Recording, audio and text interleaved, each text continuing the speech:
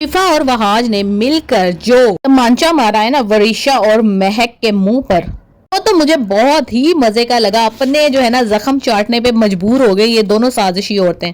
निसा ने भी चुप रह के ऐसा वार खेला है ना, सास भी हैरान हो गई और सास उससे कहने लगी कि तुमने तो अपनी दुश्मनी खत्म नहीं की। मेहरुन्निसा अंदर से सोच रही थी कि भाई तुम तो 4-6 दिन की मेहमान हो, तुम तो चली जाओगी, पीछे से मेरा जो बुढ़ापा है वो ये जलील कर देंगी महक और वरीशा मिलके, और ये घर अपने नाम करवा लेंगी, मेरे बेटे का तमाम बिजनेस अपने नाम करवा लेंगी। जो हरकतें ये खुद करती रही है महक, वो ये समझती है कि हर बंदा करेगा। जी मेहरुन्निसा ने अगर अपने फ्यूचर का सोचा है, अगर अपने बुढ़ापे को सिक्योर किया तो बहुत अच्छा किया, क्योंकि मुख्तियार जो था ना वो बिल्कुल इनके हथे चढ़ चुका था महक के और वरीशा के। वो उनको दुनिया की सबसे मजलूम औरतें समझ रहा था और ये समझ रहा था कि बस जी ये मेरे भाई की जो बेटी है और बीवी है, इसको तो मैं अपना दिल ही निकाल के दे दूं, इस तरीके से मैं रजा की रूह को खुश कर दूं। बहर वहाज और शिफा आ तो गए हैं, ऐसा ऐसा माहौल भी ठीक हो जाएगा, तमाम लोग मान जाएंगे। लेकिन अगर मजीद जख्म गहरे होंगे तो वो वरीशा के होंगे, महक के होंगे और महमूद के होंगे। चालबाजों की चाल तो उलट गई इनके अपने ही ऊपर।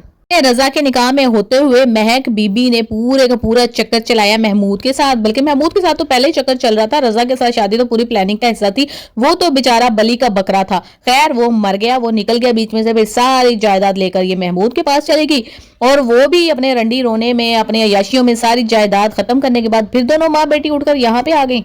अब इनको अच्छा फुद्दू बनाएंगे, क्योंकि मेहरुन्निसा तो बोल नहीं सकती अपनी सास के आगे या मुख्तार के आगे, और वहाज वही कहेगा जो मुख्तार कहेगा। जी वहाज को अभी भी मुख्तार मजबूर करेगा कि तुम दूसरी शादी जो है ना वो वरीशा के साथ कर लो। इस्लाम ने हक दिया है 2 बीवियां रखने का, तो शरअ में कोई शर्म नहीं, लेकिन वरीशा ये बात बिल्कुल भी नहीं मानेगी। ये हो सकता है कि महमूद उस पर इतना जोर डाले कि भाई वक्ती तौर पे शादी कर लो, जिस तरह से तुम्हारी माँ ने रजा के साथ कर ली थी, फाइनली वो तो मेरे पास आ ही गई ना, इस तरह से तुम भी दौलत जायदाद लेकर इसको लात मार के अपनी जिंदगी से निकाल देना, जिसके साथ मर्जी चाहे शादी कर लेना। क्योंकि अगर तुम्हारे पास दौलत और जायदाद होगी तो चांसेस बहुत हैं, लेकिन अगर तुम नल्ली हुई, तुम्हारे पास कुछ भी ना हुआ, तो फिर कोई चांस नहीं कि कोई अच्छा लड़का तुम्हें मिले। लेट्स सी, देखते हैं कि इस सिलसिले में राइटर को क्या चीज समझ आती है, क्या चीज नहीं। लेकिन एक बात तो कंफर्म है कि वरीशा इस घर से नहीं जाएगी, वो इस घर के अंदर ही रहेगी, क्योंकि अगर वो इस घर से निकल जाती है तो आफत की सारी आफत ही समझे खत्म हो गई। बेचारी वरीशा इतनी बेचारगी का मुजाहरा करेगी कि जैसे मेरे ऊपर दुनिया के गम के पहाड़ टूट पड़े हैं, और दादी और मुख्तियार तो उसके गम में पागल ही हो जाएंगे।